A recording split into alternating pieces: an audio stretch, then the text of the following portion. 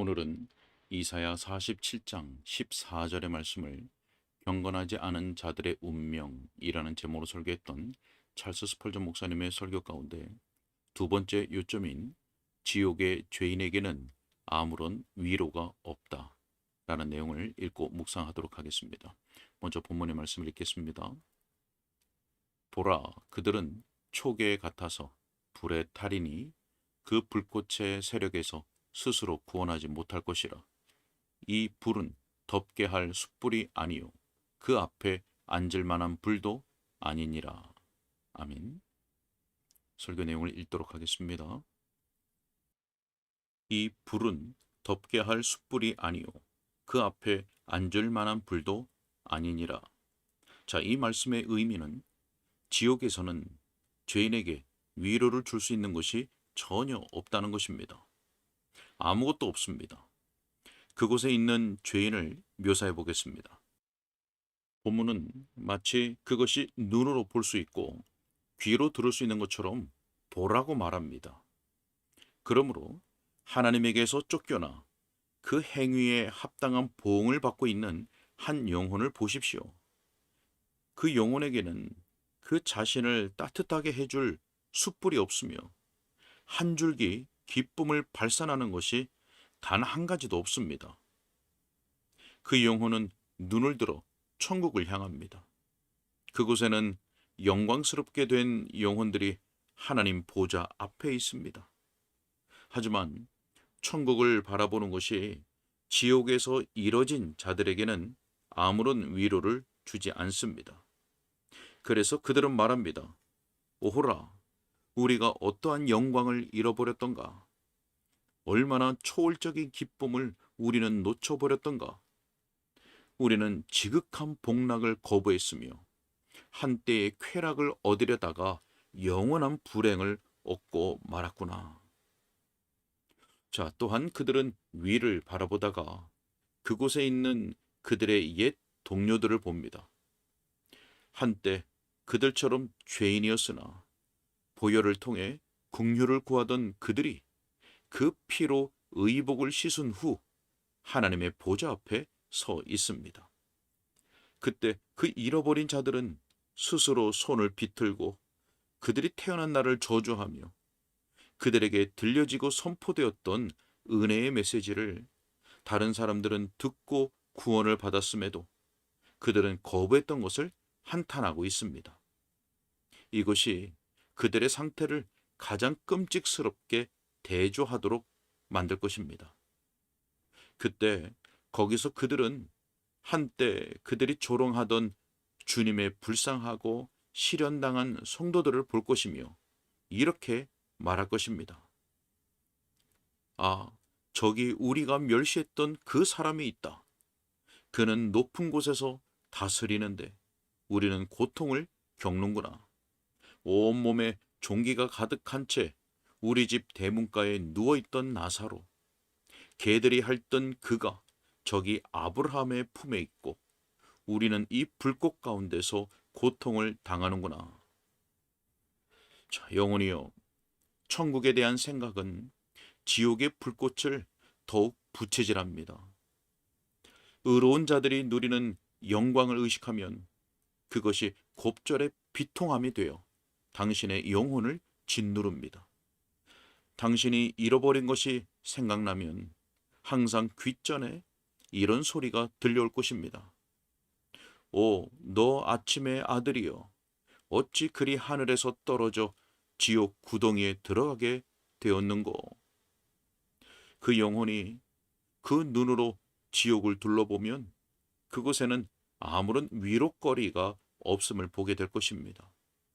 그곳에는 이렇게 말하는 사람들이 덜어 있을 것임을 저는 압니다. 내가 버림을 받았다면 더 많은 사람들이 버림을 받았을 것이다. 자, 하지만 저주받은 자의 수가 많다는 것이 저주받은 자에게 위안이 되지 못합니다. 그 수가 많을수록 그들의 비참한 정도는 더 심할 것입니다. 자, 버림받은 자여, 그곳에서 눈을 돌려 주위를 보면 당신이 그릇 인도한 여성의 눈과 마주칠 것이며 그녀가 당신의 면전에 저주의 말을 내뱉을 것입니다. 술 취한 자여, 당신이 생각에 잠겨 있는 동안 당신이 처음으로 선술집에 데려가 당신과 마찬가지로 짐승처럼 되도록 가르친 한 소년을 만날 것입니다. 무례하니요, 그곳에서 당신은 당신의 업무상 동업자를 만날 것입니다. 그곳에서 불경건한 자들은 마치 지옥의 눈처럼 이글거리며 그들을 응시하는 눈들을 보게 될 것입니다. 그 눈초리, 그들이 놀리고 기만하고 잘못 인도했던 이들의 눈초리를 그들은 결코 피할 수 없을 것입니다. 무엇보다 끔찍스러운 것은 그리스도의 일꾼이라고 공언하면서도 복음을 전하지 않았거나 사람들의 영혼을 돌보지 않았던 자들의 처지일 것입니다. 그것이 영원한 운명이라고 생각하면 얼마나 끔찍한지요. 지옥에 있는 수백만의 눈들을 생각해 보십시오. 그 모두가 영혼들을 돌보지 않았던 저 거짓 설교자를 향해 지옥의 화염을 쏘아댑니다. 자기 주님께 충실하지 않았던 설교자가 되느니 차라리 악마가 되는 편이 나을 것입니다. 하나님의 말씀을 온 힘을 다해 전하지 않은 성직자나 목사로서 보다는 차라리 매춘부나 도둑으로서 지옥에 떨어지는 편이 나을 것입니다. 그곳에서 그들은 동료에게서 어떤 위안도 찾지 못할 것입니다. 천국도 지옥도 그들에게 덮게 할 숯불 하나도 제공하지 않을 것이며 정녕 그들 스스로에게서 아무런 위안도 찾지 못할 것입니다. 자, 우리는 이따금씩 하나님의 복음의 가르침에서 스스로 위로를 얻는 자들을 발견합니다. 저는 이 기도의 집에 올라온 한 사람을 압니다. 그는 영혼을 구하려는 설교를 듣고 놀랐으며 집으로 가서는 이마에 손을 얹고 한동안 생각에 빠집니다. 그리고는 이렇게 말합니다. 네가 적은 말로 나를 권하여 그리스도인이 되게 하려 하는도다. 그는 상한 마음을 가질 듯이 보였지만 마침내 일어나서 이렇게 말합니다.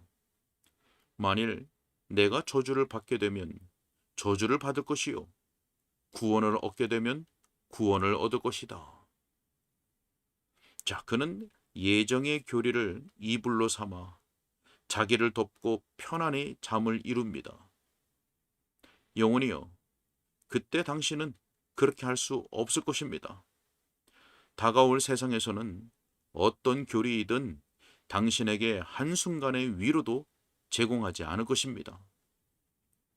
오히려 당신의 생각은 칼이 되어 당신의 영혼을 베고 찌를 것이며 당신이 알았던 하나님의 모든 진리가 또 한편으로는 당신이 한때 믿었던 모든 거짓이 당신이 평안을 얻고자 하는 침상에 박힌 대못들이 될 것입니다.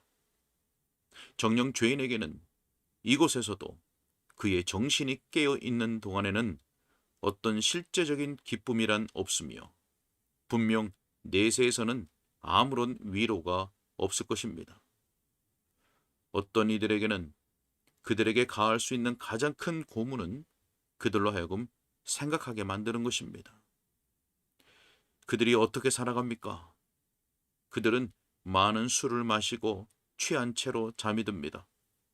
아침에 깰 때에 그들은 매우 우울하고 비참해져서 다시 기운을 북돋으려고 약간의 술을 또 마셔야 합니다. 이성을 잃었을 때에야 그들은 행복해집니다. 하지만 그들이 가만히 앉아서 그들의 현재 상태에 대해 잠시 생각하게 되면 그들은 스스로를 죽이고 싶어집니다. 그렇게 해서 많은 사람들이 자살을 하게 되었습니다.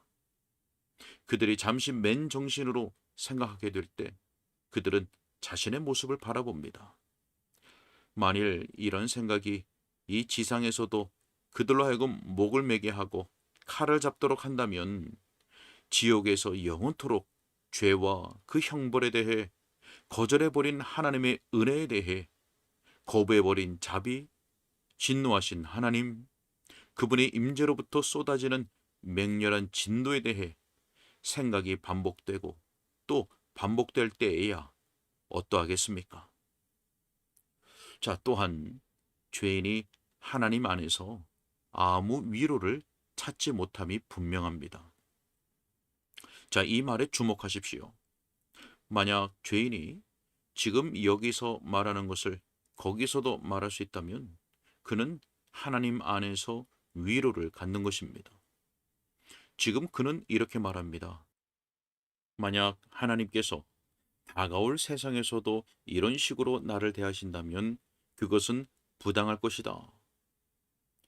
자, 당신은 그때 그렇게 생각하지 않을 것입니다. 당신은 고통스럽게 이 말을 되뇌일 것입니다. 내가 벌을 받아 당연하구나. 벌을 받아 당연하구나. 내가 스스로 이런 일을 초래했구나. 자, 지금은 당신이 하나님의 엄격함에 대해 투덜거리고 그분을 잔인한 감독자라고 부를 수 있겠지만 당신의 감각과 의식이 더 예민해질 때에 그때 당신은 어쩔 수 없이 그분이 지나치게 엄한 분이 아님을, 그분이 당신에게 지나치게 가혹하지 않음을 인정하게 될 것입니다. 잃어버린 영혼들이 지옥에서 하나님이 부당하다고 믿을 수 있다면 그들의 고통이 그칠 것입니다. 하지만 그들은 그분이 너무나 정당하시고 모든 고통과 고민은 그들이 의도적으로 그분을 멸시하고 거짓된 길로 달려감으로써 스스로 자초한 것임을 자각하게 될 것입니다. 그 자각이야말로 지옥 중에 지옥이 될 것입니다. 더 나아가서 죄인이여, 당신이 그곳에 있을 때 당신은 하나님께서 그분이 당신에게 하셨던 단 하나의 약속이라도 어기셨다고 말하지 못할 것입니다. 지옥에서 이런 식으로 말할 수 있는 영혼이 있을까요? 내가 주를 찾았지만 그분이 원치 않아 내가 그분을 찾을 수 없었다. 나는 그리스도를 믿었지만 그분이 나를 구원하시지 않았다. 내가 간절히 구하며 기도했지만 그분이 기도를 듣지 않으셨다. 나는 자신을 겸손히 낮추고 죄를 버렸으며 그분에게 와서 구주 예수여 저를 불쌍히 여기소서, 당신의 보혈로 말미암아 저에게 긍휼을 베푸소서라고 했지만 구원받지 못했다. 자, 만약 그렇게 말할 수 있는 영혼이 있다면 그는 지옥에 있지 않을 것입니다. 그에게는 항상 얼마간의 변명거리가 있기 때문입니다. 그러나 그곳에는 계속 변명을 할 수 있는 영혼이 하나도 없습니다. 만일 당신이 잃은 자가 된다면 그것은 당신이 기도하지 않았기 때문일 것입니다. 만일 당신이 멸망한다면 그것은 당신이 회개하지 않았기 때문일 것입니다. 만약 당신이 버림을 당했다면 그것은 당신이 그리스도를 믿지 않았기 때문일 것입니다. 당신은 약속들 중 어떤 것이 어겨졌다는 핑계로 위로를 찾지 못할 것이며 오히려 지금 회개하는 자에게 소망과 기쁨이 되는 그 약속들이 그때 당신에게는 공포와 두려움이 될 것입니다. 이따금씩 당신은 어쩔 수 없었고 그렇게 될 수밖에 없었다는 생각을 하면서 스스로를 위로합니다. 하지만 다가올 세상에서 당신은 그런 생각으로 위로를 얻지 못할 것입니다. 왜냐하면 그때는 당신의 죄가 고의로 행해진 것임을 분명히 인식하게 될 것이기 때문입니다. 당신은 스스로를 기쁘게 하려고 그렇게 했고 하나님의 뜻에 복종하기보다는 당신 자신의 고집스럽고 완고한 의지를 따랐음을 인식할 것입니다. 하나님 안에서, 그분의 약속들 안에서, 그분의 경고들 안에서, 또 그분의 말씀 안에서 저 마지막 큰 날에 죄인에게 위로가 될 만한 것은 아무것도 없을 것입니다. 그를 따뜻하게 해줄 숯불, 그 앞에 앉을 만한 불은 그에게 전혀 없을 것입니다. 그것은 완전하고도 캄캄한 절망이 될 것이며 하나님으로부터 발산되어 그 영혼에게 비치는 단 하나의 불빛도 없을 것입니다. 자, 또한 그때 죄인은 과거에서 어떤 위로도 찾지 못할 것입니다. 그는 지난 과거의 기쁨들을 돌아볼 것입니다. 하지만 그가 그 기쁨들에 대해 무엇라고 할까요? 그는 그토록 사소하고 하찮은 즐거움들을 위해 영원한 기쁨을 잃어버렸다고 생각하면서 자신을 너무나 어리석은 자라고 여길 것입니다. 의심의 여지 없이 술고래는 자기 잔들을 기억할 것입니다. 하지만 1시간 지속되는 입천장의 달콤한 흥분을 위해 술을 마시다가 스스로를 영원히 저주받은 상태에 이르게 하였다고 생각하니 그 기억은 자신을 멍청이라 부르게 만들 뿐입니다. 자, 그 쾌락들에 대한 생각은 그가 처한 현재의 비참한 상태를 돋보이게 하는 기능을 할 뿐입니다. 그는 죄를 지니고 있지만 그것이 주는 쾌락은 누리지 못할 것이며 죄라는 포도주에 찢기만 마실 뿐 그 액체는 마시지 못할 것입니다. 그 잔에 쓰고 불쾌하고 역겨운 맛은 알겠지만 그 거품의 향긋한 맛은 알지 못할 것입니다. 그런 것들은 그가 한때 맛보던 것이지만 이제 그는 영원토록 쓴 잔을 마셔야만 합니다. 오 선생들이여, 지난 날을 회고할 때 그것이 그에게 위로를 주는 것이 아니라 오히려 얼마나 큰 번민을 안겨줄는지요. 오늘 아침 여기 있는 회중 가운데 한 사람이 마지막에 멸망한다면 저는 너무나 슬플 것입니다. 지금의 이 모임이 그의 눈앞에 아른거릴 것임을 저는 의심치 않습니다. 그때 그는 이렇게 말하겠지요. 그 설교자가 어떻게 말했는지 나는 기억한다. 무엇을 말하든지 그는 나에게 다가올 진노에서 피하라고 경고했었지. 나는 그가 얼마나 나약하게 표현하는지에 대해서는 생각하지 말았어야 했고 오히려 그가 말한 진리를 기억하고 거기에 관심을 기울여야 했어.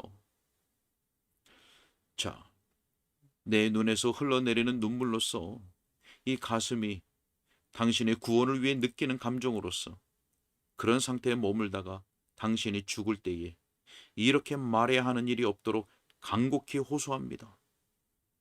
그는 내가 나 자신을 위해 염려하는 것보다 나를 더 많이 염려했지. 그는 나의 회심에 대해 내가 나를 위해 생각했던 것보다 더 많이 생각했지. 그는 내가 영생에 이르게 되기를 내가 바라던 것보다 더 많이 바랐었지. 자, 지나간 과거의 회상이 이처럼 쓰라린 고통이 되지 않게 하십시오. 젊은이여, 당신이 그리스도께 오게 되기를 바라던 당신 어머니의 눈물과 당신 아버지의 기도가 당신에게 영원한 슬픈 기억의 일부가 되어야겠습니까? 이곳에 항상 참석하는 나의 청중이여, 이 좌석들이 여러분을 반대하며 외쳐야겠습니까? 이 기도의 집이 여러분에게 불리한 증언을 해야겠습니까? 제가 하나님의 법정에 나타나 이렇게 말해야 할까요? 나의 주님, 그 처벌은 정당합니다. 저는 그들에게 경고했습니다.